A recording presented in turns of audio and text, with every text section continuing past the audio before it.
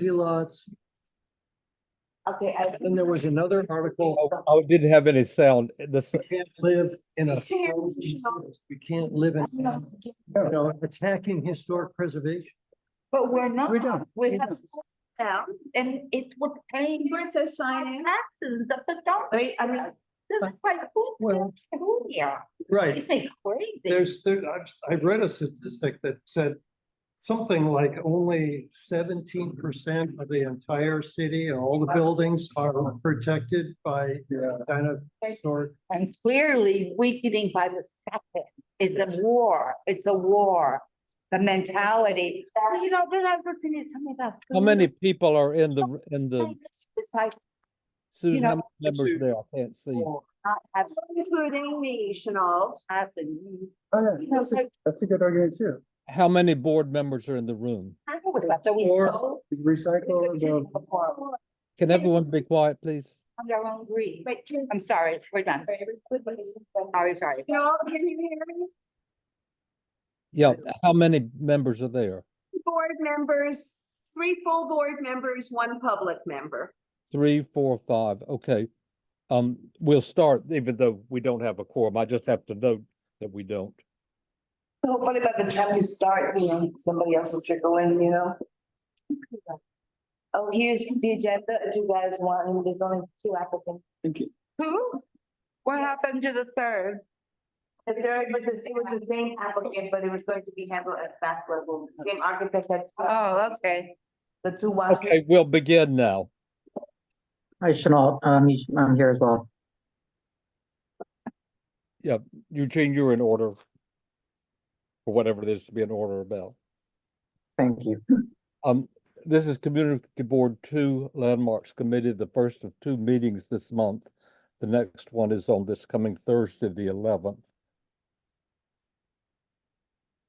And we have 2 applications. I'm not going to bother to read the whole introduction as usual, since there are only 2. I would say just for the applicant, I've noticed in both of them, there are any number of examples. The best examples are in the general neighborhood of the subject property, and something that is either clearly historic or has been approved, particularly in the areas that are new. A lot of things were done before designation that can't be examples because they weren't approved and they're not historic. For the members of the public, after the members of the committee and the board and guests have spoken, any member of the public can speak for 2 minutes on each application. Any questions? If Eugene, if you'll put 801 Greenwich Street up, I'll read the application. Yes, actually, if someone could make me a co-host, I'd appreciate that. I can handle the Oh, sorry. promotion and all of the Zoom issues. I'll read while that's happening. The application is to convert the existing office building to a 5-story residential units, construct new masonry stair and elevator bulkhead, and install mechanical units in a fenced enclosure. When everything's ready, you can begin. Great. I have promoted, I hope I'm pronouncing this correct, Ilya Vilnitz, who will be presenting for 801 Greenwich Street. Hi, good evening, everyone. Can you hear me? Yes. Yes. I'm going to share my screen.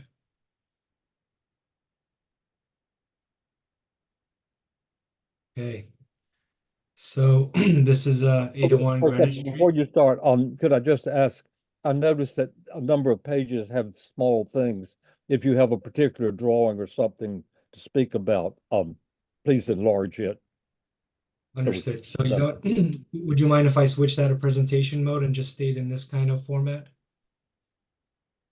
It doesn't matter no, as long as you can make something small large. Understood. Okay, so this is 801 Greenwich Street, and it's an existing 6-story office and retail building located here in the Greenwich Village Historic District.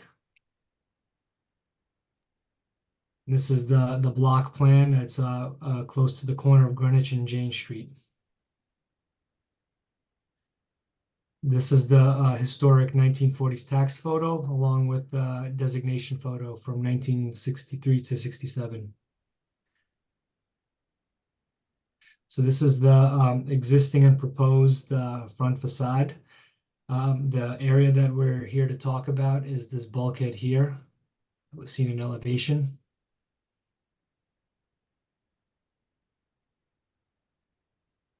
This is the existing and proposed north facade. So you can see the bulkhead we're proposing is located right here, and it's more or less flush with this north facade wall. Here is the existing north facade photo. The bulkhead is located up here.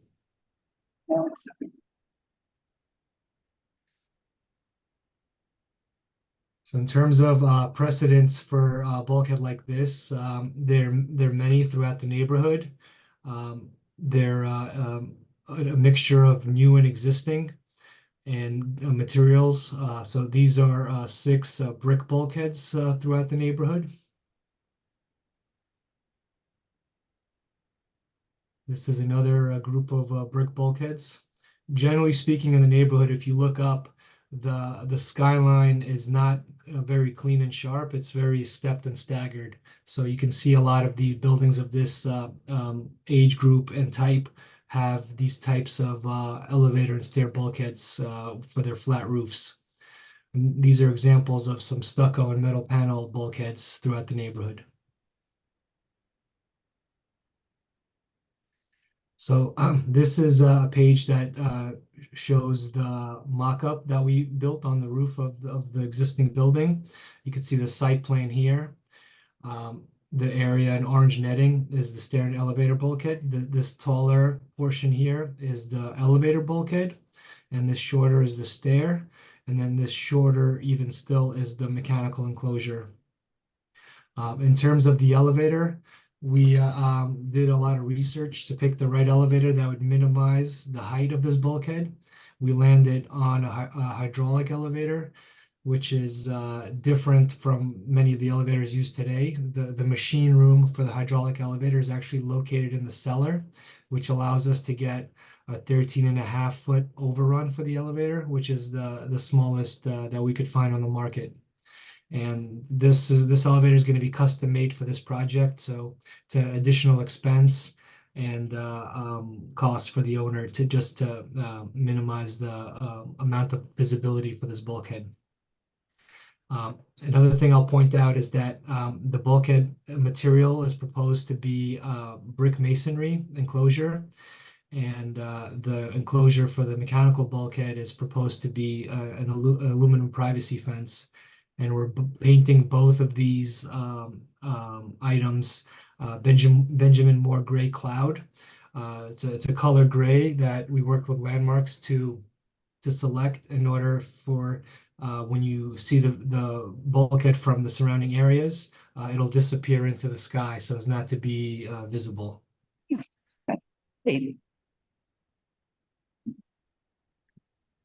So now we go on to see the visibility study for this building. You can see directly across the street, the bulkhead is not visible. But as you head north onto Greenwich Street, the bulkhead does become visible because of the geometry of the building and the fact that we have neighbors that are shorter than us. So on the left is a rendered image of the bulkhead, and on the right is the mock-up that was constructed. So as you move down Greenwich Street here, you can see the bulkhead in different positions. Again, the rendering on the left and the mock-up on the right.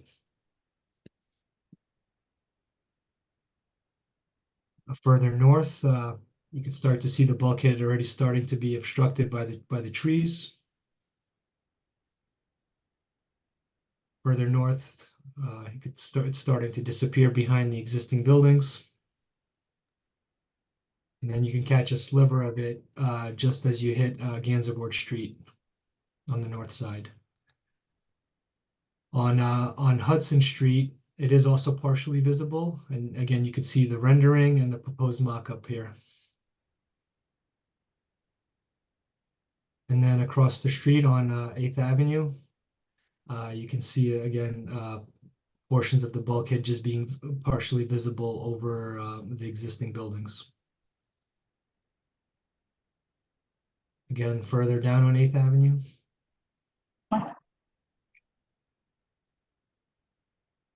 And this is from Bleecker Street. You just catch a sliver of it.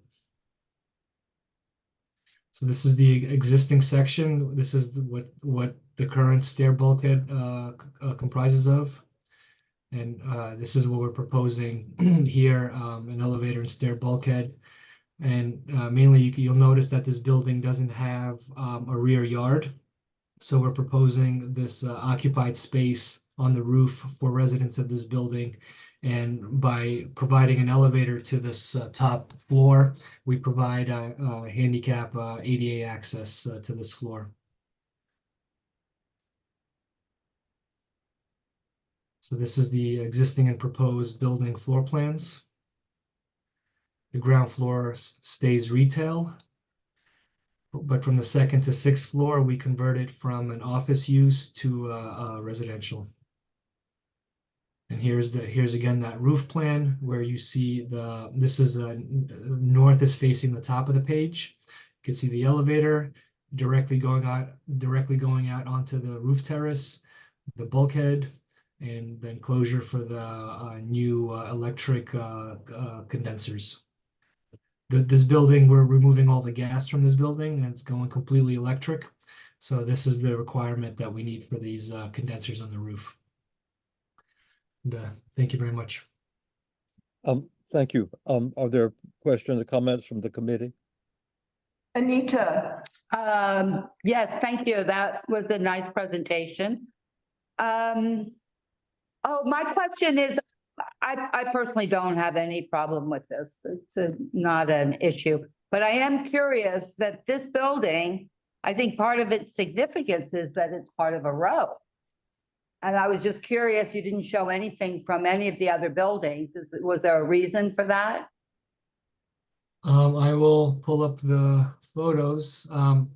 So it's really the sister building for next door. And, you know, it's really, the program is a little different because this building is a corner building. So its footprint is much larger, even though it kind of aligns on the facade. It's that building really has a different character.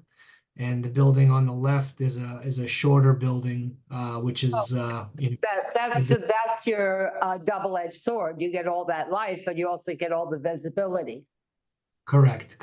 That's right. Yep. There are other questions?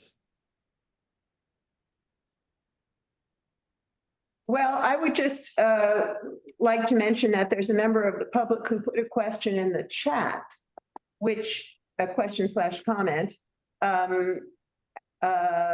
And he points out that the proposed window on the Greenwich Street elevation do not match those of the existing facade of 801 Greenwich. The existing windows are double hung, while the proposed seem to indicate casement windows with a fixed panel above. Now, you were just speaking about the differences between the two buildings in response to Anita's question, but I'm wondering what your response is. I imagine. Oh, is that for review too, right?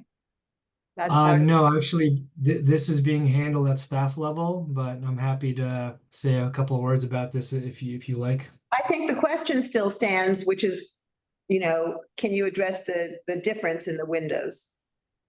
So the windows are, it's called the simulated double hung window. We're going for a high energy efficiency level here. So this type of window is required to meet that energy efficiency level. It's not a double hung. It functions as a fixed double hung. So like the top portion, like you said, is fixed and the bottom portion is operable as a casement window. But when you look at it in the closed position, it looks exactly like a double hung window. And it's been approved in historic retrofits like this one. Other questions? The Um, No, I ju- room, Chenault. sorry, is everyone satisfied? Yes. I just want to ask about the withdrawal of the other building. Is there no elevator, bulkhead and so forth on it? The other building, we're after completing the mock-up, Landmarks thought that it's potentially so minimally visible that it could potentially be handled at staff level. So it's we're having a meeting. So it's their determination of the visibility that caused it. Correct. I don't ever recall that we've had one taken away, so if they've determined it, so it is. It hasn't been finalized. We're actually meeting on site this week, and so we may come back with this building, but Okay. their suggestion was to pull it from this docket. All right, well, that will come in due course then. Thank you. There's also, Chenault, Valerie has a question. Yeah, it's more of a comment into what Anita was saying, how this doesn't seem to be presented in context with, well, I know 803 has been withdrawn for our review, but it's really, when you look in the historic designation report, it really emphasizes how 801 was constructed at the same time as 797 and 799 and that relationship. It would have been nice to have seen what that whole, kind of what that whole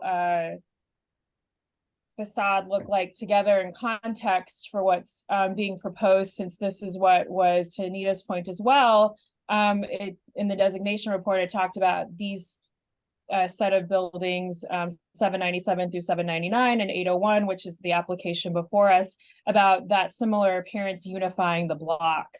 And the fact that the windows are grouped together by means of a projecting van course. That would have been nice to see, and I imagine that the commission would appreciate seeing that proposed change in context. Yeah, absolutely. I mean, these two buildings, you're right that they were built at the same time, but from this vantage point where this photo is taken, the bulkhead is not visible, and it doesn't alter the relationship of these two buildings at all. Okay. It just would strengthen it. That's all. Just an opinion. Thank you. A part of the point of this is that whenever parts of an application are seen by the staff, it's good for us to understand them so that we're not operating in a void of details that may or may not have a relationship. Thank you. Chenault, there's a question from the public. Zach Weinstein. Eugene, can you unmute Zach? Unmute Zach. Zach, you can speak. Yes, hello. Can you hear me? Yeah. Great. Yeah, my name is Zach Weinstein with State of Gansvoort. I live at 92 Horatio Street, which is about a block and a half from the subject property. Had a couple of questions and comments. First of all, it's my understanding, and members of the committee can correct me if I'm wrong, if an application goes to a full commission hearing, all aspects of that application are up for discussion at that hearing. It's not like some issues are decided at staff and other levels are are not subject to discussion at the community board or at the public hearing. Getting back to the bulkhead, my question had to do with the color. The gray color actually seems kind of strange. It doesn't match any of the comparison bulkheads that the applicant showed. As far as I can tell from the renderings, it kind of makes it look like a prefab shed of some sort. It doesn't really match any the nature of most of the traditional work in the Greenwich Village Historic District, which used to be brick. Second question. The application shows a whole bunch of bricked up windows on the north facade. What is that about? And is that historically appropriate to brick up a bunch of existing windows? Last question, there's a ghost sign on the Greenwich Street facade between the 5th and 6th stories. Does the applicant plan to maintain that ghost sign? Thank you. We have a question. I have a question. Should I go ahead and answer those questions? Yes, thank you, please. Okay, so I think your first question was about whether portions of the application are, if the entire application is up for review or just portions. And I do believe it's portions because some things that are handled at staff level are not subject to public hearing. So therefore, they're just not part of the public hearing presentation. They address this. Regarding the color, Yes. this was the direction supported by landmarks. I think the idea is that when you look up, this bulkhead kind of fades away into the sky and doesn't make itself prevalent. But we're flexible about what you would like this bulkhead to look like.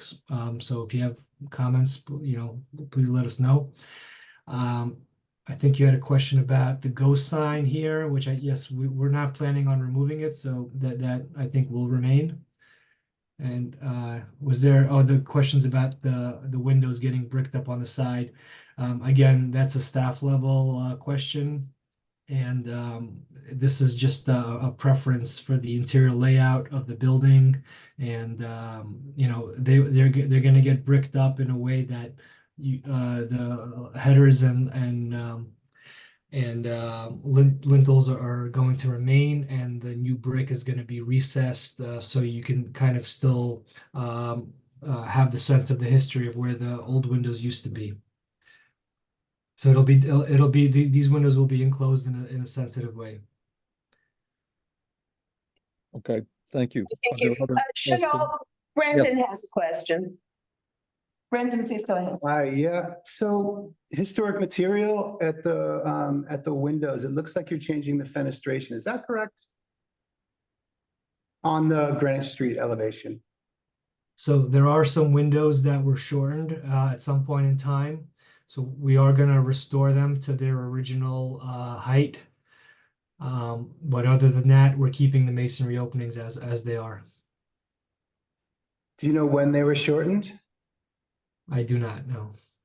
I mean, going back to this tax photo, it shows them as being full height. So we're going to restore it back to at least the 1940s. Okay, thank you. Other questions, comments from anyone, Susan? Nope, that appears to be it, Chanel. Okay, thank you. Next application, Sixth Avenue, Eugene, if you can arrange that. 307, 309 Sixth Avenue. The application is to demolish the existing buildings and construct a new building. Yes, so I have promoted Jonathan Taylor, who should be rejoining as a panelist. Jonathan, when you are ready. Can you also promote Kaz Stackelberg? He's actually going to be presenting. Oh, yes. Yes, I see him.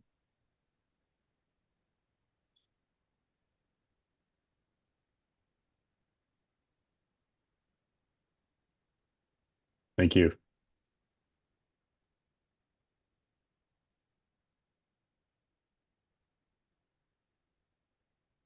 Good evening, everybody. How are you?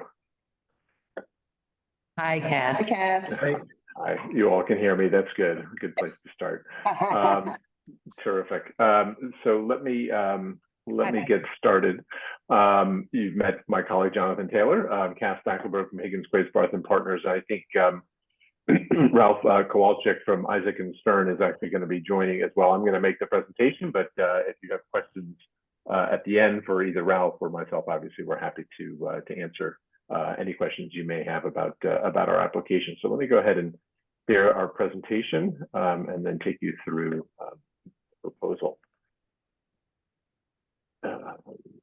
Just a moment here. Okay.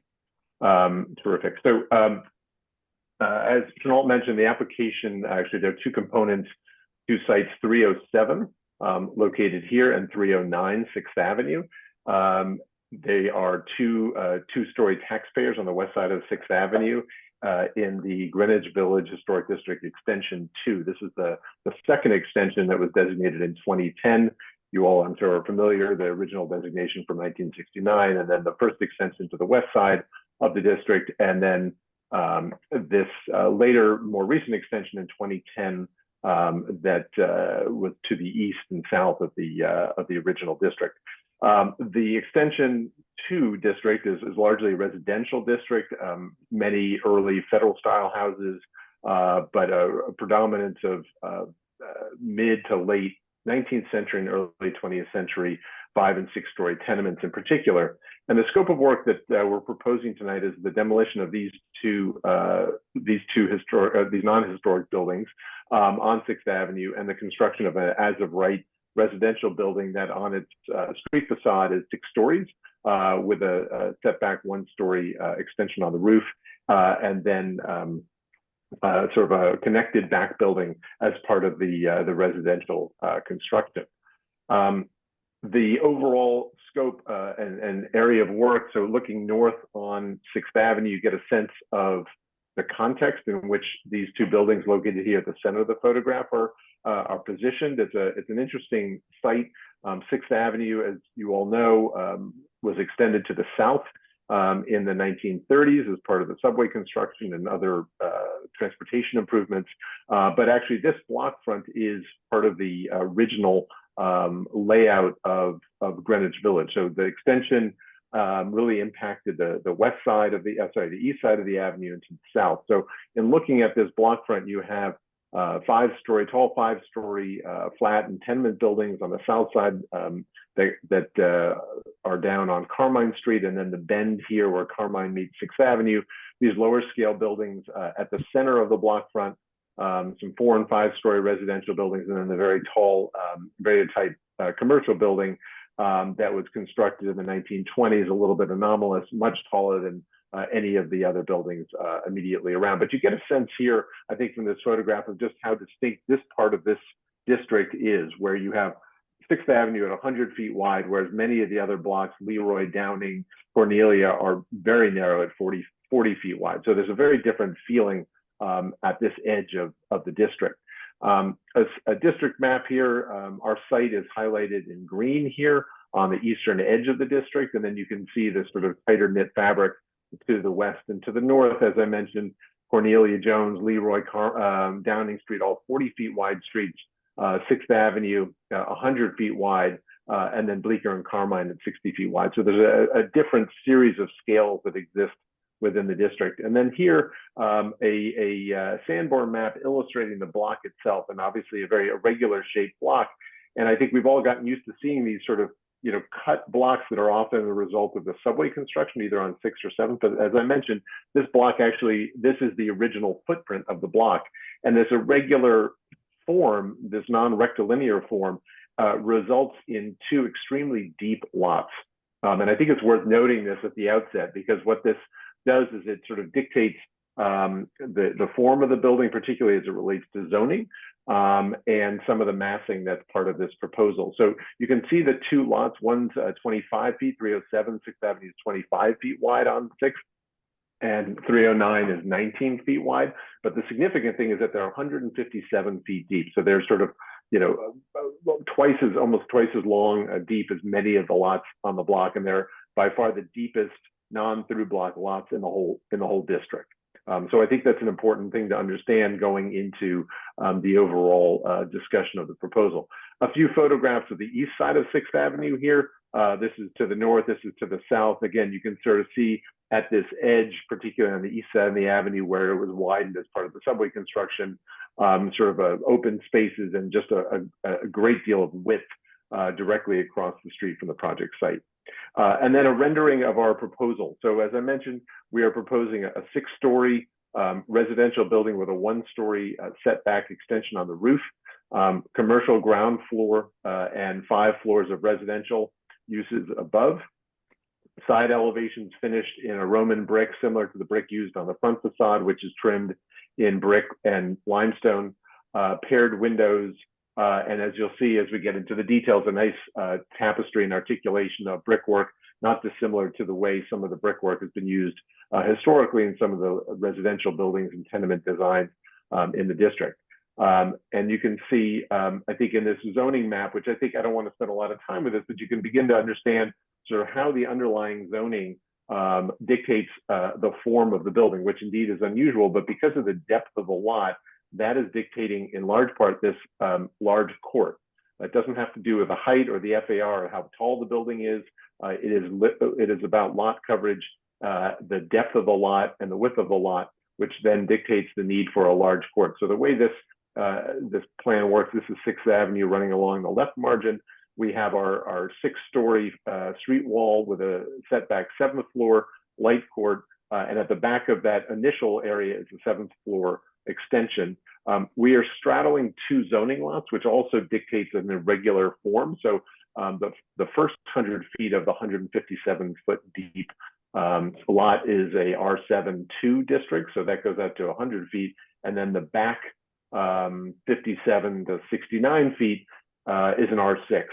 So the front portion is at 7 stories, and then it sets down to 5 stories, and then we have a 30-foot rear yard in the back. So I show this because it's important to understand that this site is unusual in a number of instances, not just because of its depth, but also because it does straddle 2 different zoning overlays. An overall view, aerial view, so you see the block in its original form, varying heights of 5-story structures, 6 stories here on Cornelia Street, 2 to 4 story structures, the movie theater, which historically was a church, and then further to the north, the very tight building, much taller, 12 stories up at 4th Street. And then our proposal here with the 6-story residential masonry fronted building fronting onto 6th Avenue, the setback 7th floor, this connecting circulatory element that connects the front building to the back building, and then the 5-story piece at the back of the lot with a large light court facing to the south as dictated by the underlying zoning. Turning just to address the demolition, because there's sort of 2 components to this proposal. One, we have to establish that the demolition of these 2 buildings can be found appropriate. As I mentioned, 307 6th Avenue on the left, 309 6th Avenue on the right. 307 is called out in the designation report as a no-style building. It was originally a 1830s row house with major alterations in 1948, with the upper floors being demolished. 309 6th Avenue is given a style designation, that being stripped neo-Tudor. It too was a 1820s row house. It had a major alteration in the 1920s and was raised to 4 floors, and then in the 1960s was then cut back down to 2 stories. So it's already been altered quite a bit, as obviously has 307. And I think it's important to note that these 2 buildings, as sort of 2-story taxpayers, really are not the building type, style, or age that is called out as sort of significant as part of the underlying historic district, which is largely made up of residential buildings spanning the 18 teens up through the early 20th century. So 2-story commercial buildings, highly altered, are not what this historic district is all about. So I think with that understanding, our feeling is that the demolition of these 2 buildings could be found appropriate in this instance. I think it's also worth noting the back of this block. You all have the opportunity to get to see lots of proposals for work throughout the village, where you're seeing these sort of intact donuts, these big open spaces in the rear of lots with trees and planted gardens and all that. That is not that is not the back of this block. This is a largely built open space in the back where it exists. There are 3- and 4-story back buildings. You can see this is the back of 309, stucco over block with glass brick, and then this other sort of angled portion of the building, stucco over block, and then this is two is the back of 307. So no significant historic features on the backs of these buildings, and then photos 3, 4, and 5 I think just illustrate sort of what's happening in the back of the block. So this is looking into the southern portion of the block down into this corner. You can see there are one-story extensions covering almost all of the back of this. And then this photo 5, this is looking north. And again, there are extensions and the backs of 5-story buildings right up at the back, almost to the back of the lot line. So there is no donut back here, and there's a great deal of density already on this block. 2 maps from the 1920s on the left, 1950s on the right, showing the block and in green the area of proposed work. And you can see the cutting of the subway and the extension of Sixth Avenue connecting down to Church Street from the 1930s. And again, just to emphasize, even historically, Sixth Avenue, at 100 feet wide was actually quite a broad boulevard. But by the creation of the extension, you have a much more open space, particularly with the open spaces directly across the street that resulted from the widening of Sixth Avenue. So there's a very different context on this edge of the district that exists to the east and to the west and directly to the south. Sort of zeroing in at the 1850s map and a 1950s map, what's interesting, I think, about this 1850s map is just understanding the density that existed as early as the 1850s. So again, our site is outlined in green. You can see that there were back buildings, perhaps 2- and 3-story back buildings right up at the lot line. So there's already a great deal of density on these 2 lots. But you can see the entire block has back buildings and stables and other structures butting up to the backs of their lot lines. And you can see this sort of combination of frame and masonry buildings, the Dutch Reformed Church, which then turned into a theater and now is a movie house to the north. And then the 1950s map, which illustrates that there was a 3-story back building as late as the 1950s behind 307 Sixth Avenue. The back building that shows up in the 1850s map had been demolished by the 1950s, but you can see the extensions, 4- and 3-story buildings, a great deal of density in the back of these lots fronting onto 6th, Cornelia, and Bleecker Street. Some historic photographs on the left looking north on 6th Avenue, on the right looking south down 6th Avenue and Carmine Street. You can see the scale that existed historically in the 1920s with this sort of 4-story scale, which was then interrupted by this large commercial building up on 4th Street, and then the view looking south with the 4-story scale on the right margin, and then these 5-story tenement buildings, 6-story tenement buildings down on Carmine Street, which came in the late 19th and early 20th century, and is really sort of emblematic of the development of the historic district. Looking at the current conditions throughout the district, what's interesting is this juxtaposition between these early row houses that you see from the 18 teens, 20s, 30s, 40s that persist throughout the district, juxtaposed to the 6-story tenement building. So there is embedded in the landscape of this historic district, this juxtaposition between the federal style row houses and the 6-story, typically old law and new law tenement buildings across these streets, Carmine, Jones, Leroy Street.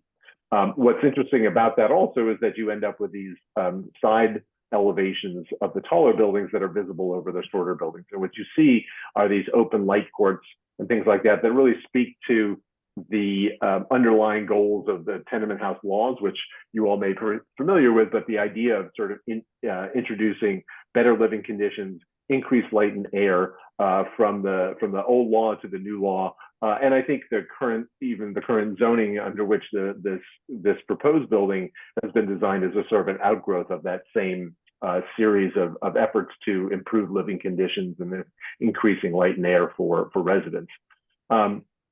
Tenement house design is a sort of a fascinating thing. There's richly embellished facades, a lot of motion sort of in terms of depth and articulation of brick across the tops of many of these buildings. There are cornices that are not sort of continuous as a sort of traditional cornice, but have projections and recesses. And you can even see sort of the introduction of paired windows and pavilions and things like that to provide a bit of articulation and dynamic qualities to these facades. And the new design, while not trying to mimic a tenement house design, is sort of drawing on the articulation of some of the brickwork and some of the animation that you see in the historic streetscapes. These maps, again, across the top, the same block, just illustrating how this district has gone from sort of low density to high density with the introduction of these typically 5- and 6-story residential buildings. So this block bound by Bleecker, Barrow, Jones, and Forth in 1850 and 1920, just showing the introduction of particularly old law and then new law tenements with their dumbbell forms, but extending very deep into the lots with shallow 10, 15-foot open yards in the back, similar to this block here bound by Morton, Leroy, Bleecker, and Bedford, again, sort of increased density over those 40 years. Some slides illustrating sort of the change in tenement house footprints, the introduction of greater size light wells, but also how these buildings began to sort of extend into the backs of their lots, which we think is relevant because we know from the historic maps, there were 3-story structures in the back of 307. This proposal includes a back building at 5 stories, but 30 feet back from the rear lot line, which is considerably greater than many of the 5- and 6-story buildings elsewhere in the district. In terms of the heights of these buildings, what you'll see is many of these 6-story buildings, these 6-story residential tenement buildings are typically around 70 feet.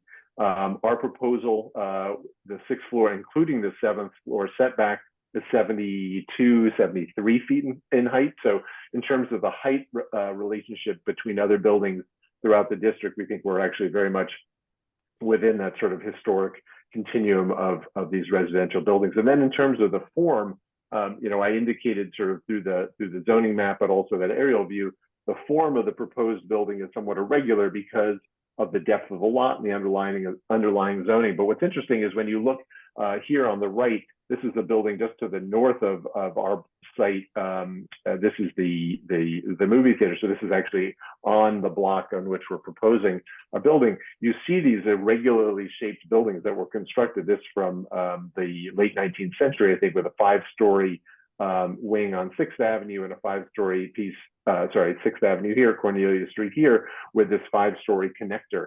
So there's something about this shape of this block that has dictated, in other blocks, a regular shaped block that has dictated a regular shaped building. So you see that here on this building connecting Cornelia and Sixth, and as well this building that fronts onto Bedford. And you can see in this aerial front view here with a pronounced 5-story, 6-story expression on the front, but with this irregular 6-story extension deep into the block. Demolitions in the district, you all are familiar perhaps with some or most of these. Over the past 15, 20 years, the commission has approved a number of demolitions of 1- and 2-story buildings that really are not consistent with the sort of architectural character of the district. And in their place, the commission has approved contemporary buildings that are sort of referential in their design, as well as some very forward-looking buildings. Many of them 6 stories with visible top floor extensions, and so we see our proposal sort of within that context of other previous approvals. This building, which is a little bit earlier than the others, this was approved in 2008, is just north of the project site, with a very pronounced and tall top floor. The building here over on Hudson and 10th Street, 6-story brick extension, brick facade with a metal panel extension up on the roof, and this building on 8th Street as well with a visible extension, same at 11 Jane. So we see our proposal sort of in the context of those earlier proposals. So turning to the specifics of the proposed work, this is a block elevation of the west side of 6th Avenue, the existing on the top and the proposed on the bottom. And you can see these 5-story and 4-story residential buildings, the church converted to theater to movie theater here, and then the Avaria type building up on the north side of the block. So there's already a range of scales. This very tall scale, and then this sort of 4- and 5-story scale at the center of the block. Here's our proposal at 6 stories with this top floor above, taller than the adjacent buildings, but no taller than other adjacent buildings seen elsewhere in the district. We think that juxtaposition that we're proposing is not really out of character from what you see elsewhere in the district. Looking at some of the materiality of the proposal. So again, the front facade at the street wall is going to be constructed in a tan brown Roman brick, long Roman brick with limestone headers and cornice, and then painted metal storefront infill at the base with limited signage, and then a glass and metal setback. Excuse me. A glass and metal setback extension at the second floor with a limestone parapet just beyond, and then a stair and elevator bulkhead beyond that. Mechanicals are set very far back behind that. This is an elevation of the back of the building with just a simple rough stucco finish across the back with balconies, maybe perhaps reminiscent of some of the fire escapes seen at the back of many of the buildings in the district, and larger scale windows above. The side elevations, this is the north elevation. So Sixth Avenue is here. In gray is the adjacent building directly to the north. So the return of the elevation is going to be finished in brick. The core for the elevator and stair is finished in stucco and then brick beyond. And then the 5-story extension off the back will also be finished in stucco. The north elevation, again, Sixth Avenue now on the right side. Again, the return will be finished in brick. The recessed court will have lots of glazing for daylighting, and then the back portion will be brick and stucco. Again, the adjacent building shown in gray in the foreground. At the ground floor, as I mentioned, there'll be a painted metal and glass infill. Left to right, there's an egress stair from the basement, which will let out here. The retail commercial entry here on the ground floor, a paired set of doors on the south, and that'll extend up to this pier, and then a paired set of doors into a residential lobby. The brick piers extending down on the outer bays in the center in an articulated manner, which I'll talk a bit more in just a second. Those come down and hit the ground, carry the facade design down to the sidewalk. The upper floors, the organization of the facade calls for paired casement windows, and the facade again is articulated in a Roman brick. There are alternating concave and convex piers. So let me just go back to the elevation here, so you can see. So this major pier here has a sort of a convex reading, and then the outer piers and the secondary piers have a concave readings. But this is to give a little bit of texture and light and shadow to the brickwork across the facade. Again, it's a contemporary expression. It's not meant to mimic tenement house design, but is drawn from the materiality that one sees in the tenement buildings seen throughout the district. So again, sort of detailing of the windows and then sections through the facade, just illustrating the textures and depth and shadow lines that'll be present in the details of the facade. Up at the cornice line, again, we can't have a pronounced projecting cornice, but we do have this limestone cornice that will provide a bit of shadow through recesses that has a substantial field that caps the building at 6 stories, and then the 7th floor setback directly above. Some floor plans. This red hatch indicates the footprint of the existing building existing buildings at 307 and 309. There is a very limited amount of excavation work in the back of the lot. There are no adjacent buildings directly adjacent to this. It's all sort of open space, but we do want to call that out. There is no excavation that's part of the main footprint of the building. The first floor plan, so above is the cellar floor. This is the first floor plan, again, with a lobby to the north, stair and elevator, and then a commercial space here to the south with a residential unit here and then an open yard. Residential units all the way up through the building. So you can see they're built apartments fronting on the 6th Avenue, this connecting corridor, and then apartments in the back of the lot as well, with the 30-foot rear yard component incorporated. And you can see it perhaps more clearly in these floor plans. 4th and 5th floors. And then this is the 6th floor. The 7th floor has the setback top floor held back from the front parapet 3 feet and 10 feet, and then extending to the back of the extension at the rear behind the court. And then the roof and bulkhead plans, clearance spaces for the fire department. And then this is the stair and elevator bulkhead. All the mechanicals will be in the back, and we don't expect them to be visible. They're going to be low package units are going to be hidden behind the parapet wall here. Sections through the Sorry, building. one thing, just so I don't get behind. Yes, sorry. Distance from the front facade wall to the front wall of the rooftop structure.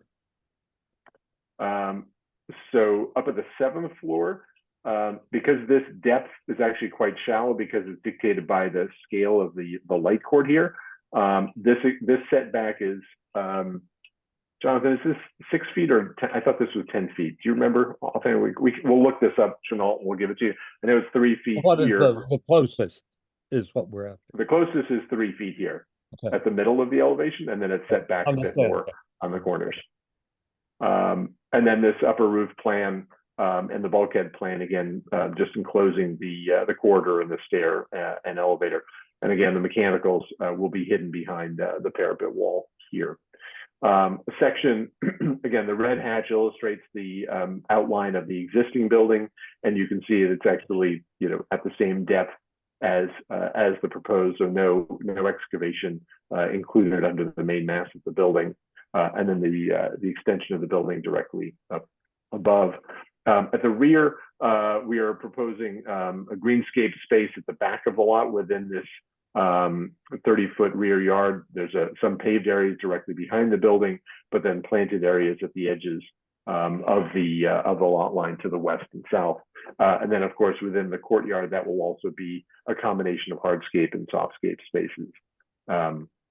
And then a series of renderings. Again, the facade is constructed in a Roman brick with limestone trim and these paired casement windows, finished in a limestone cornice, and then this setback 7th floor. And then you can see just in this view the bulkhead peeking out over the adjacent building.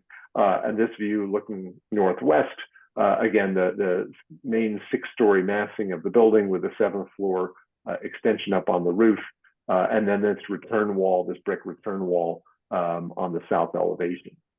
Stepping back a little bit, there is a sort of a moment on the east side of 6th Avenue where you can see over this 2-story taxpayer into the courtyard, but this, you have to sort of stop on this maybe 20-foot wide long stretch of the east side of 6th Avenue, sort of see into this slot. But we did want to represent this because there is a view into the courtyard where you can see the finishes within that courtyard space. We also want to point out that there is a 1-story wall that's covering a sort of an open yard on Cornelia Street.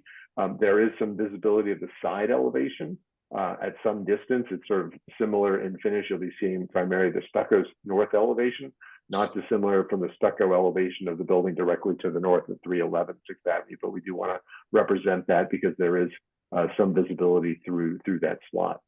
A rendered sort of perspectival elevation of the building here, sort of organized into 2 bays with groupings of paired windows, 3 on each side.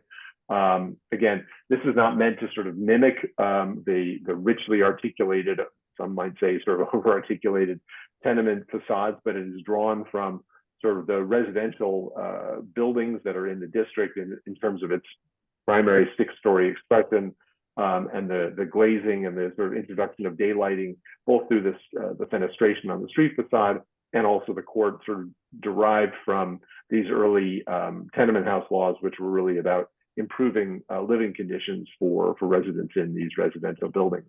And then just a few final images along 6th Avenue, sort of looking at the building, the commercial presence on the street to give the building some vitality, and then the residential units above with the facade finished in brick and limestone. And with that, I will be happy to take any questions you all may have. You showed assorted presumed views of the visibility. Yes. Is nowhere you're representing that there's nowhere that expanse of window walls in the courtyard is visible? In the courtyard, I think the only place, certainly not the south-facing side, this is what we think the extent of the visibility of the courtyard. So let me just run up to the plan just to indicate sort of what you're seeing there. That would be basically this elevation here. You can't see in here because of the adjacent building. So you're just seeing. It's the windows that appear to be in front of the stairway. Yeah. It just looks Right. Those are not visible. It's just this portion here for that sort of moment on Sixth Avenue. I think that's all. I'll save my questions to be my own later. Okay. Okay. Anybody in here have any questions or comments? Yeah, I do. Okay, I just had a, We'll start in the room, Bo, and then we'll go to you. Okay, fine. sorry. You had mentioned, I believe, early on in the presentation that the brick on the sides were similar to the brick on the front. And I'm wondering if that is in fact the case and why they're not the same. They are the same. Sorry if I was not clear. Let me just go to. So the Roman brick is the brick that's going to be used across the street facade, and the side elevations, the returns will be in the same brick. There are some constructability issues relative to the width of the courtyard and the stair and bulkhead that dictate that we have a thinner wall here at the core. So that's done in stucco, but then it picks back up in brick on the main volume of the building, and then in the very back, it's stucco. But you can see this brick here is the same brick as across the street facade, and then on the north elevation, similar. The return is in brick, and this back portion is in brick, and then the wing at the end is finished in stucco that you cannot see. So. Thank you. Yeah. Please. Yes. Well, I have a couple of things to say. I'll try to be brief here. I guess my first question is, even though you were very careful to say you don't want to replicate the tenement building, but when it's the right height, then of course it is a good reference. So I don't have a problem with the height, and I think the floor plan is really quite lovely, very nicely done. But I think the facade, and especially that rooftop, is not particularly related to this neighborhood or this type of historic district. It's become so vertical.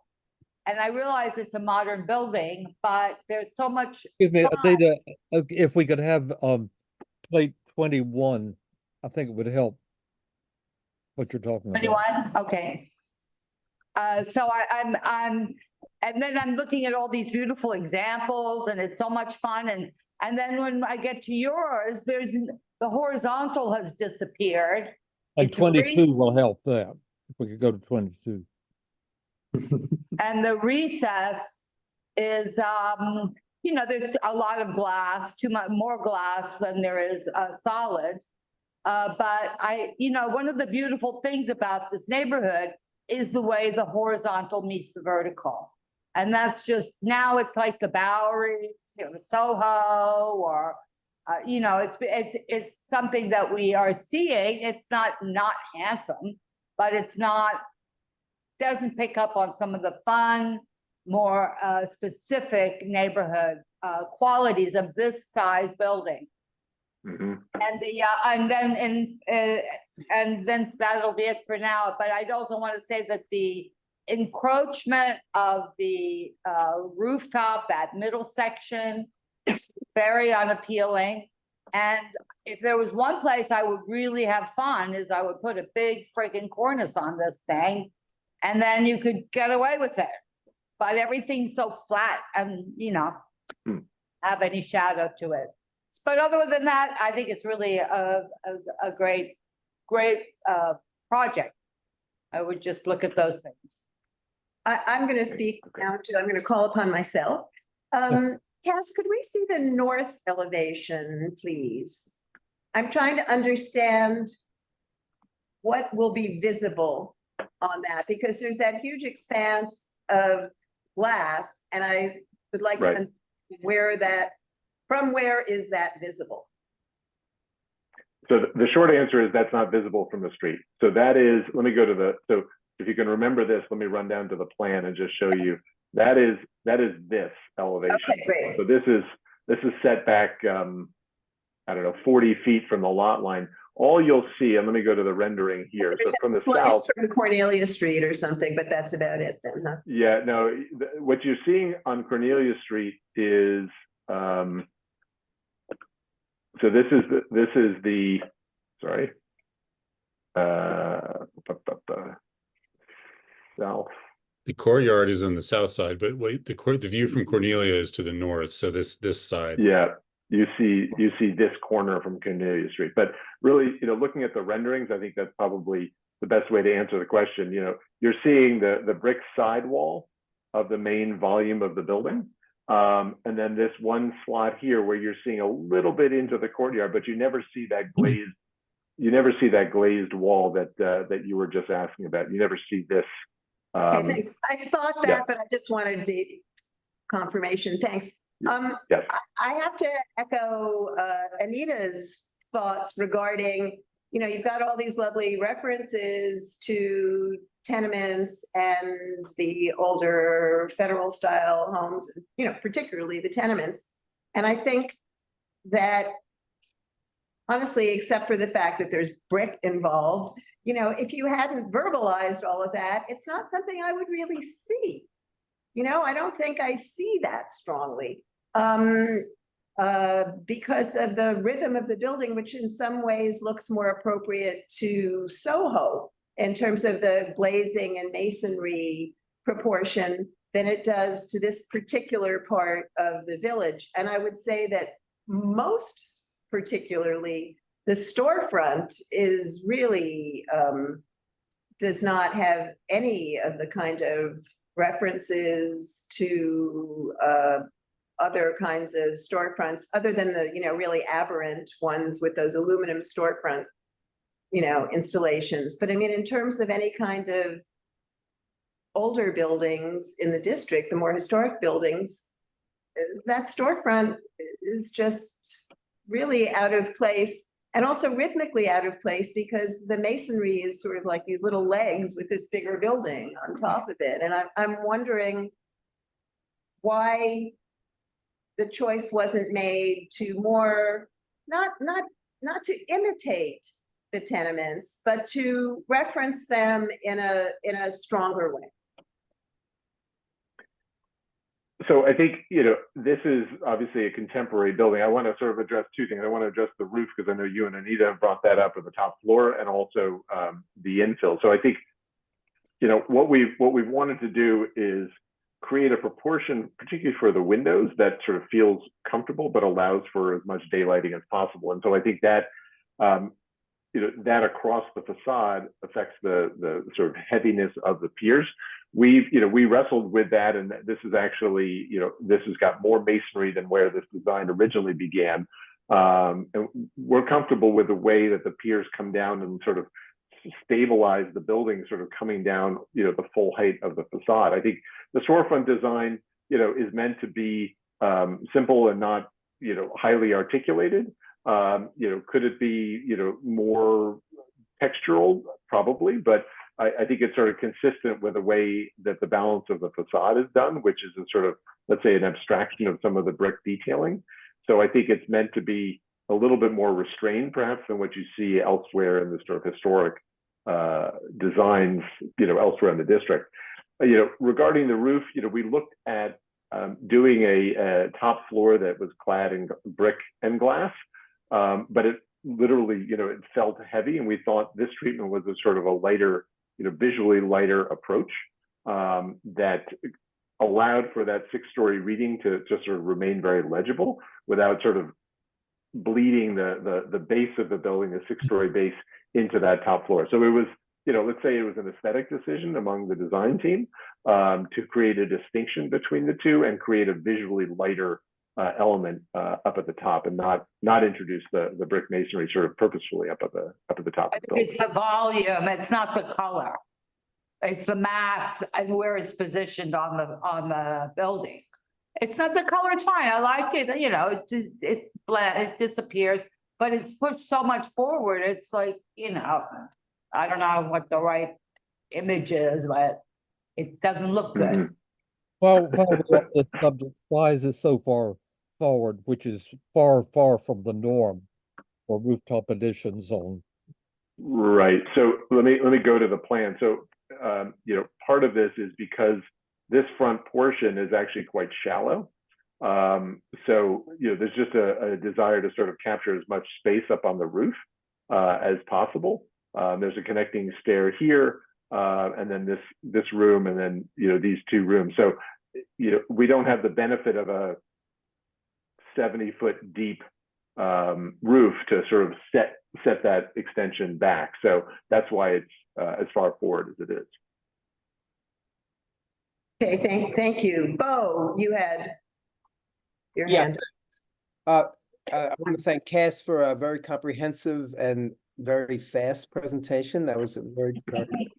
Hopefully not too fast, but I appreciate that. Well, there was. I was trying to type in that speed.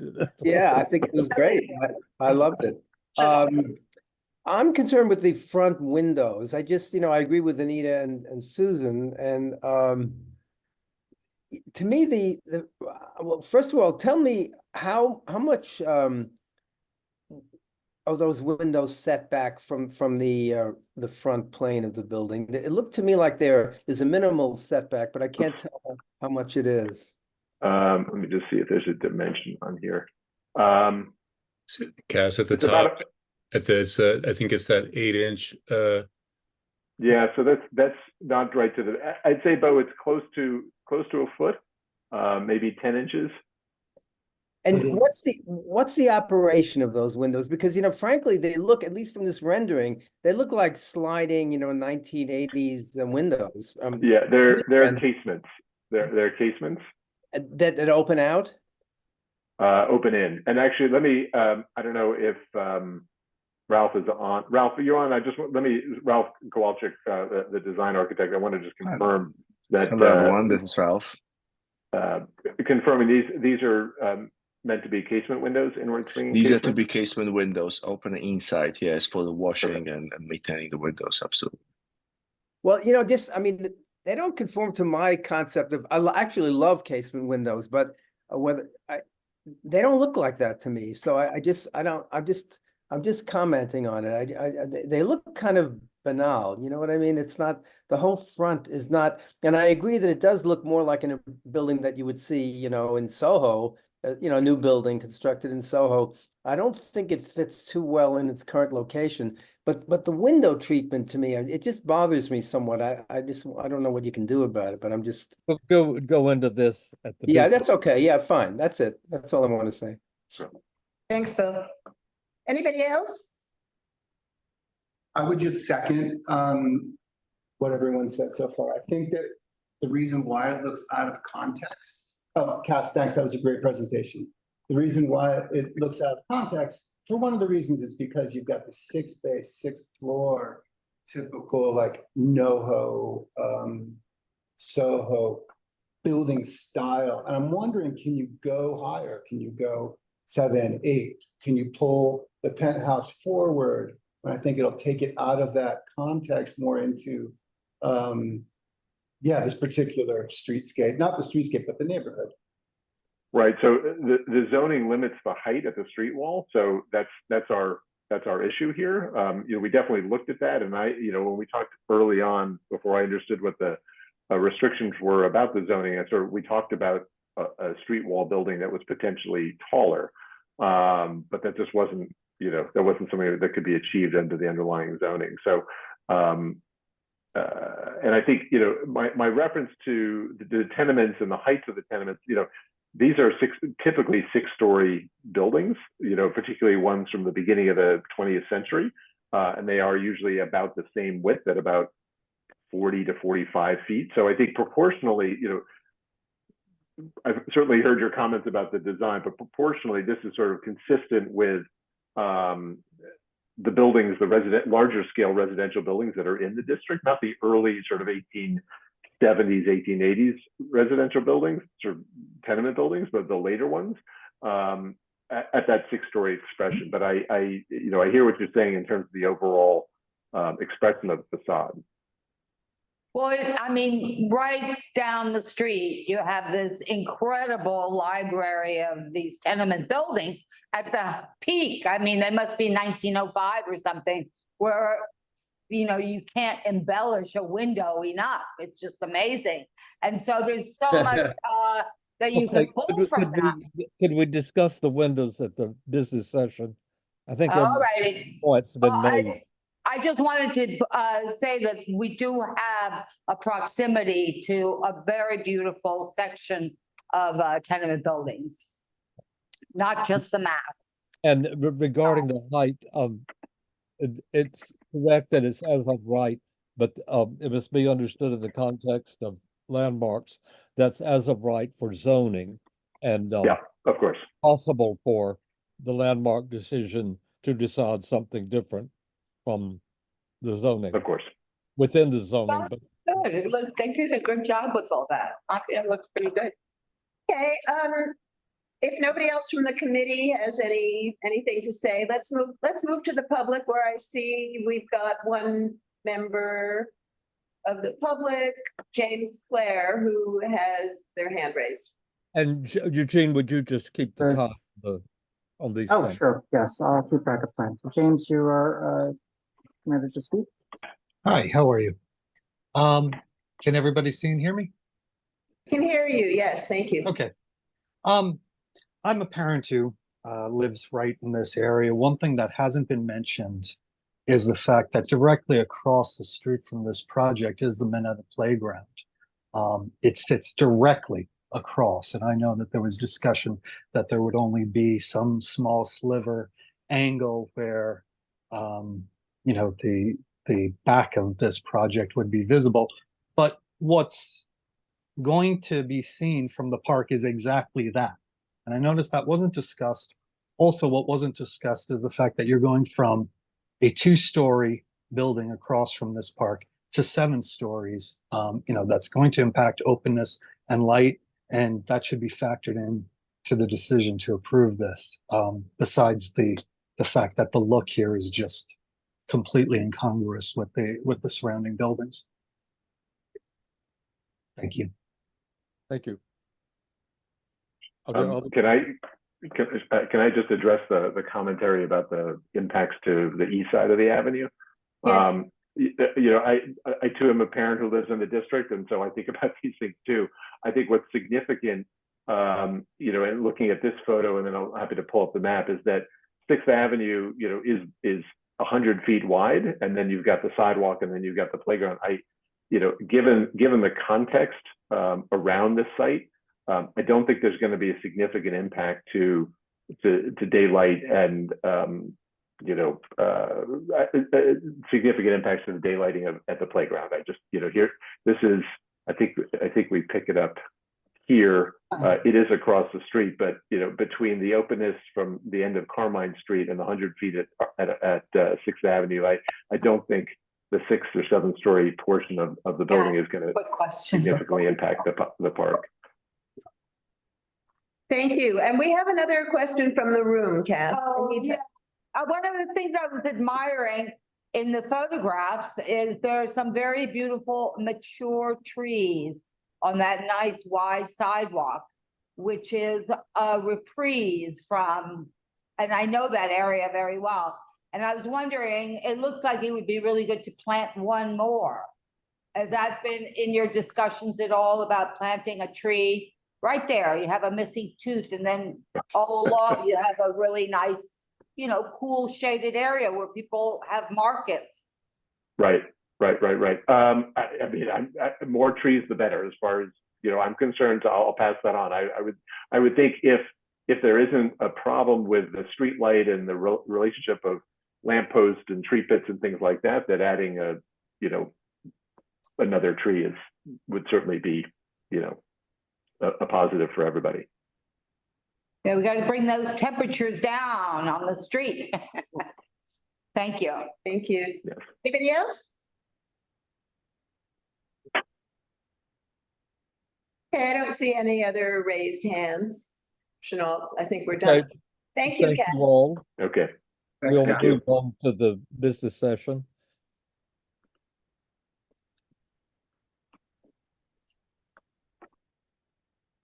What are we doing first? I suggest we do this one first. It's the more complicated and it's so fresh on our minds. Could I suggest that we deal with anything other than the street view first? Meaning the back building, the courtyard.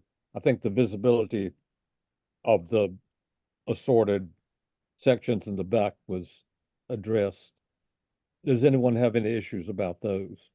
No, I think it's nice. I think they got a big airy, a lot of air around an odd lot. So I think I don't have a problem. Okay, could we go from the top down? The penthouse had a discussion, particularly its non-setbackness. Well, even if they slope that addition or something, it's so aggressive, it really takes away, it really knocks it down some notches with this box sort of coming up against the front facade. Maybe if they angled the roof or something. Well, the It's not- justification is something that we keep running into, that it's self-created. There didn't have to be a penthouse. Having decided to make a penthouse, there was a given amount of space for it. And Well, they're making I money. understand why They're not gonna why give it was that going up. to be. But they could have pushed it back. I mean, I understand the need for it from the inside, but we're looking at the outside, so. Exactly. Would we think, is it too much designing it to say if it's just pulled back to the more recessed part of it? Yeah, then it becomes. 3 feet is, pushed back there's no and room tall. for that. Yeah, I think it's too much. It feels really takes away from the building, the visual part. Again, unless they distract you and put a nice big cornice that adds the shadow and adds a direct relationship to what it is we like about these tenements. You know, that would help. I do think, because then you really wouldn't see as much of it from the street. I don't love the idea of the penthouse in general, and I think this is quite a prominent, it reads as penthouse, and I think that is a bad precedent to be set.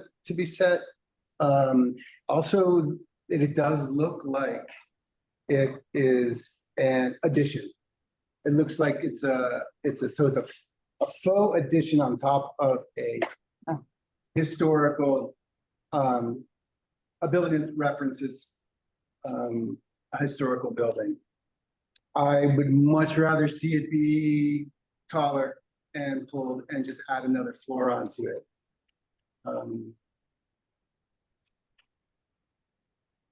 The other references to It's hard to say how far setback.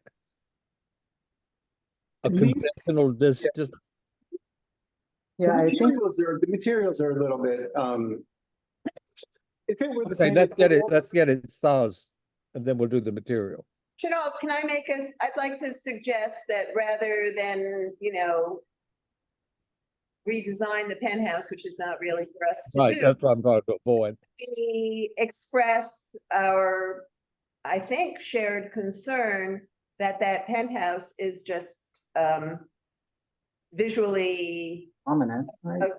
aggressive Yes. in relationship to itself and in relationship to what we are accustomed to seeing in rooftop additions.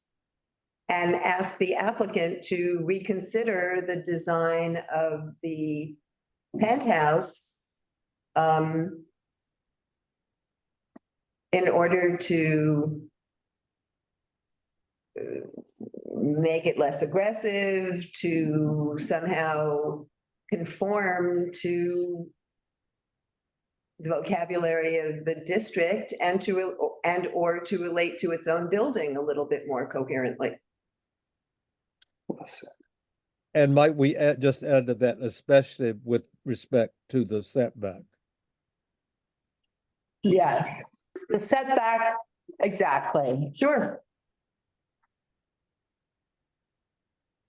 I mean, the setback is part of the accepted visual vocabulary of the district. And it is true, they don't have a lot of depth, but you know, hey, they built the building. We didn't come up Do with. you have the plans? Can you Sorry? show it? You need, 20, are we ready for the facade? 21.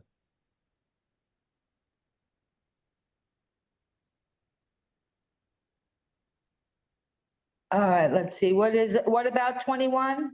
Anyone is the, Yeah, That does the well, example. 21 shows, there's one in the upper left-hand corner that's not close by, but there That's the are red three one that are on immediately Hudson. there, and they are approved, and they all have a clear historic reference, which this facade doesn't have in any way.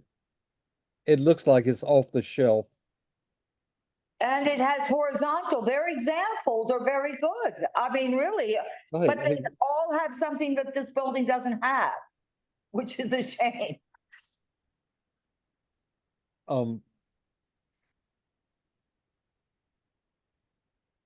Again, I think we want, as along the lines of Anita's narrative, that it simply is not, it doesn't lie well within the district in terms of historic reference.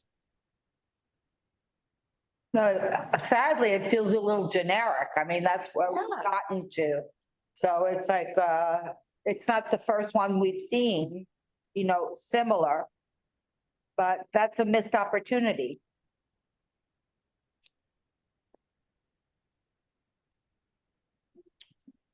Another reason Over why, and over, the idea of the tenements as the inspiration and the size shows that. Well, it's the context. It It's what doesn't- the precedent is. Yeah. And it calls undue attention to itself because of, it wouldn't along some of the Soho district places where similar things have happened. But it really jumps out there, and indeed jumps out in the entire district.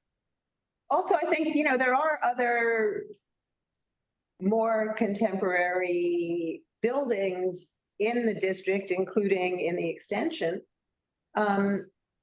where the masonry glass relationship is more consistent with the historic district. I mean, I think that's an important aspect, and we've seen it, you know, the argument is, and legitimately so, that it's a modern building. It's not a imitation, you know, recreation of, and that's, you know, we're glad for that.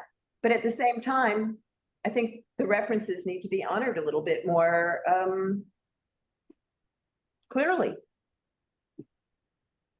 We have tall, Again, narrow the reason windows. is of all places that it seems unjustifiable to have non-conforming windows for light is on that spot that over and over was pointed out faces a 100-foot wide street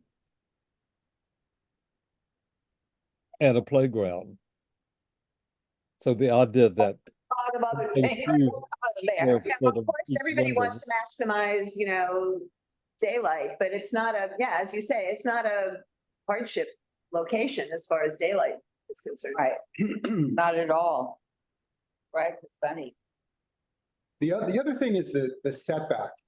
That's, you know, that makes it very much reference warehouses and lofts. I mean, the recessed windows. Setback of the window, sorry. Yeah, so, you know, if those could be pulled forward, I think it would be more of a reference, unless there's an example of setback tenement windows. No, but that's their problem. There's a problem here. It's not, I don't think breaking it out of what the zoning allows, which is the street wall, and not referencing what is all around this building. I don't think we want to go taller. Let me just say, Brendan, I don't think With the question of the placement as well. The casement, these windows they're like, church windows, slip tall and narrow.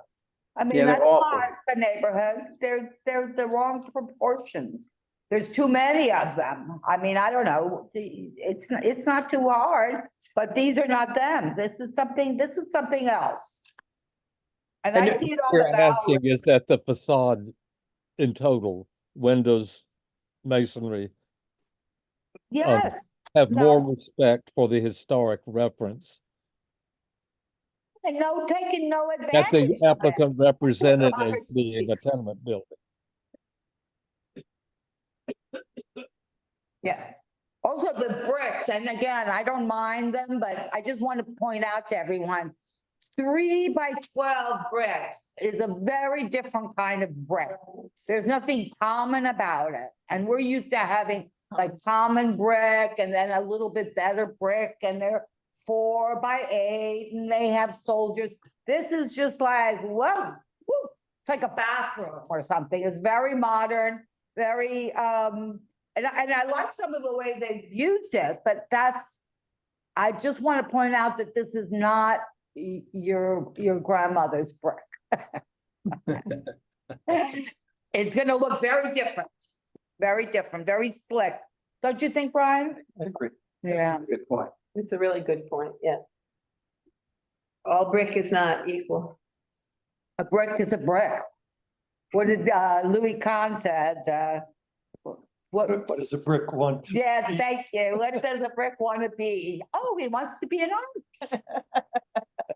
Well, there's a strong reason that it should be more respectful of the inspiration from a tenement. You get that far away, because that was that is the justification for the fact that it's so high. Yes, that's But you it's in got the spirit of a tenement building as far as bulk. Honestly, if Cass hadn't verbally and very clearly articulated the reference to tenement buildings, I wouldn't have seen it visually. Yeah, the whole presentation was clear, except that the building doesn't match what the presentation was. Yeah, good talking. And indeed what we would hope it to be. Exactly, well said. We should also talk about approving the demolition, which I believe is part of this application. We need to discuss that. And I think we should talk about, well, depending upon what we decide, I think, I'm sure you're going to get to the storefront, right? Yeah, that's the first. Thanks. 2 buildings proposed for demolition are much altered structures and have no architectural or historic merit, I was bold to say. Yeah, I mean, there's no way we can, there's no tortured argument to be made that these are somehow. I think they're not technically taxpayers, because taxpayers were built. They actually were, houses. I don't think anybody's gonna have a problem with the demolition of those. No, goodness, Two honestly. Yeah, I don't usually say that, but here, bye-bye. we need a little facelift on this. It's good. This is one place we really could use Absolutely. freshening up, shall we say. I don't have any other notes about meaning everything else is approved. I don't know, do we want to mention the tree? I mean, we could get something for all this big construction, like they gave us on Fifth Avenue, they added trees. So That's not because it's a nice idea, but not for here. I mean, he took it to take back. All right. Anything more on this? Look like a historic tree, just like a historic tree.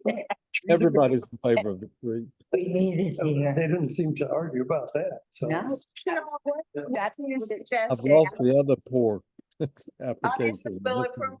we're recommending approval of the demolition, but in terms of everything else, what are you leaning towards here? Oh, that what we don't approve is, I'll get it in order.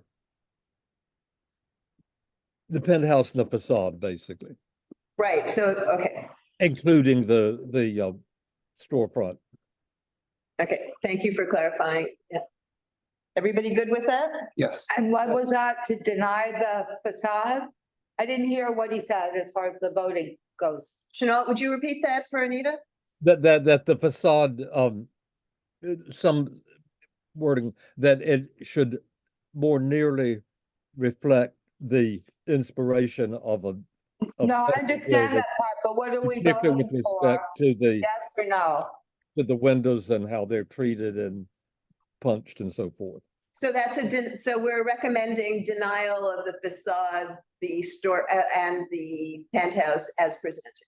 Yes. Yeah, I think we should, otherwise it has no Is bite. everybody in agreement? yeah, that's what we, that's what we're doing. Yes. Can we also add the reference that it looks like a warehouse building? So it looks like Soho NoHo. I think that's important to point out. That belongs in another. If there's a way, district. yeah. Yeah, we could put something in. Cool. I I'm think. not sure that it looks like a warehouse. No, it looks like Building. the It buildings on looks the like Bowery, contemporary the Soho. new too. buildings. Yeah. And in Soho, it's got that inspiration. Yeah, I just want to point out that those were warehouses when they were built, the Soho buildings. Warehouse and factories. Not so much that, they were mostly. That's a separate discussion. Separate dis- Let's Point move is, on. it doesn't belong here. It's whatever it might, wherever it might be appropriate. right. Is that settled now? Yes.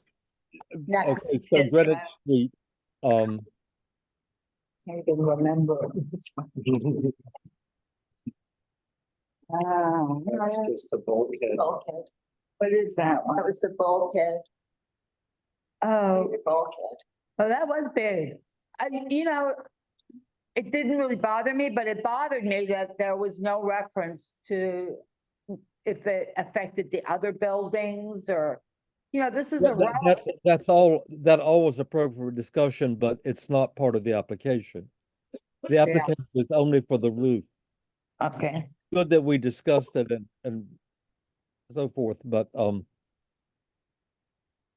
Right. Well, as far as and there was a little bit of the applicant misrepresented about the, or he got confused. If the staff can make a decision, it's something made on the basis of regulations. The simplest one being paint color. There's a list of paint colors that it can be. And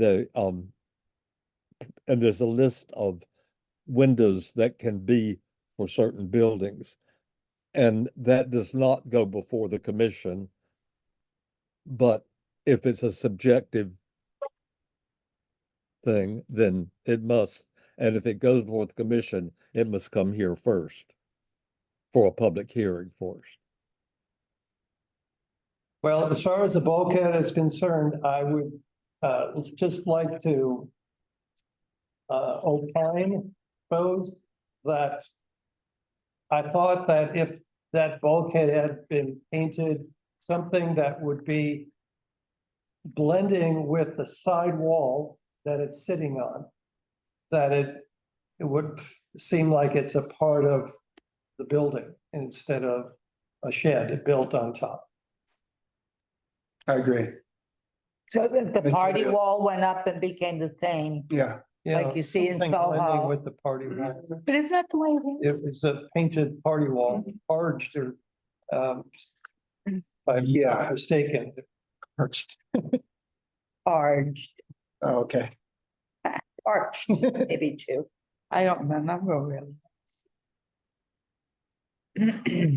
801. Again, it's useful to point out when they say Landmark said that they approved it or liked it, that means that the staff not making a decision, but in the discussion said, so that's not governing.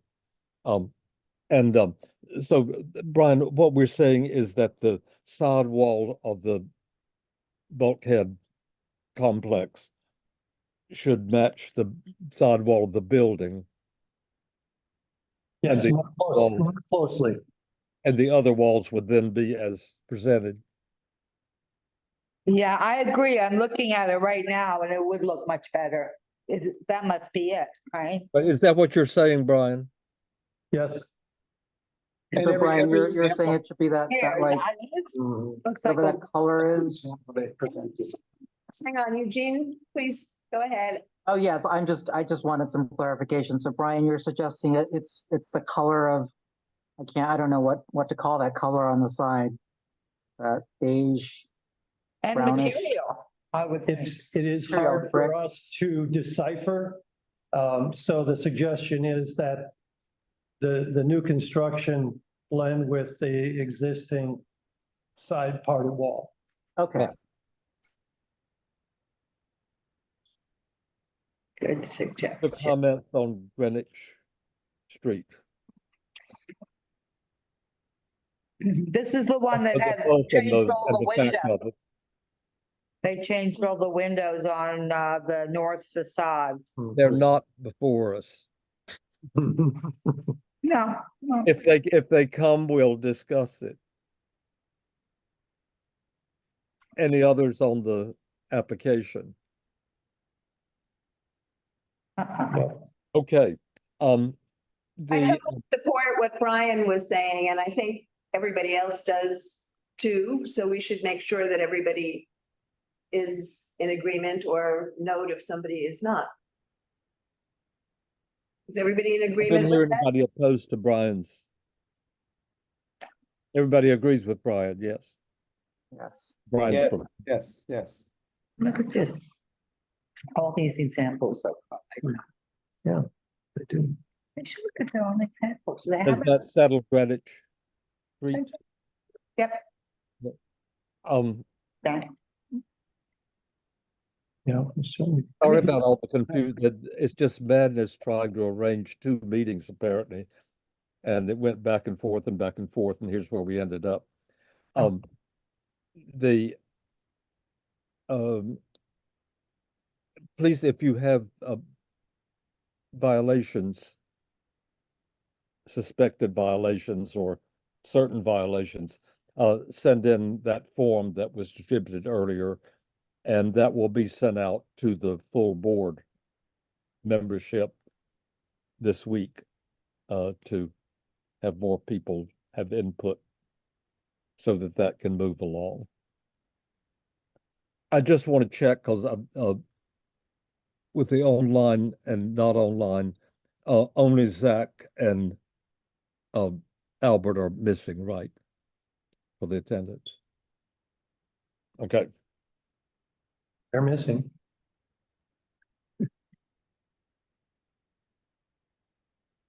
Wow, that was. Let me just verify that for a moment with Sean. Hi, buddy. Correct, Zach and Albert. Yeah, And Zach, Albert, by the way, hopes to join us next month. Zach sent a notice. Okay, and Albert did too. Okay, we'll meet again on Thursday. Thank you all. Yeah. Sean, Thank you. Good night. So. Thank you. Mateo likes to be featured in a little story about Mateo. Oh, definitely. Sweetheart. He's Yes, a you are. village dog all the way. Okay. He's a representative. He's a council. Yes, Why, you're gonna put him in the sure. We'll paper? put a little picture of Mateo.